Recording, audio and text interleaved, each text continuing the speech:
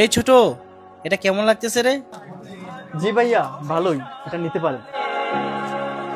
ছোট, আমাদের এই সবই তো মোটামুটি শেষ।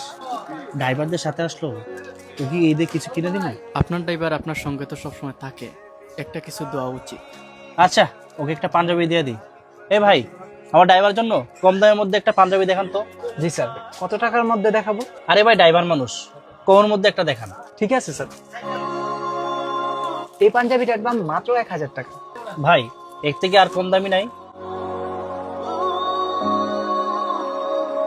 স্যার, এই পাঞ্জাবিটা আমার দোকানের সবথেকে কম দামি, মাত্র 500 টাকা। হ্যাঁ, এটাই দেন। এই নাও, এটা তোমার জন্য, তুমি এটা ঈদে পইরো।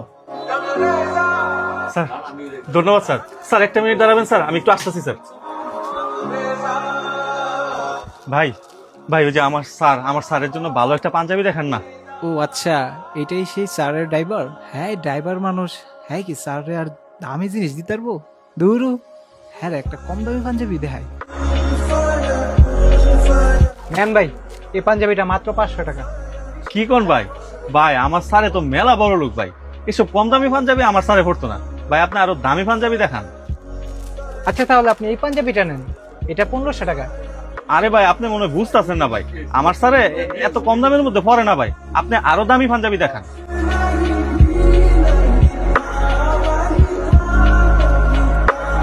আচ্ছা ভাই, তাহলে আপনি এই পাঞ্জাবিটা নেন, এটা আমার দোকানের সবচেয়ে দামি পাঞ্জাবি, আর এটার দাম কিন্তু ভাই 5000 টাকা। এটা আপনার দোকানে সবচেয়ে দামি পাঞ্জাবি? তার মানে এটা অনেক ভালো হইব না? এটাই দেন আমার স্যারের লেগে।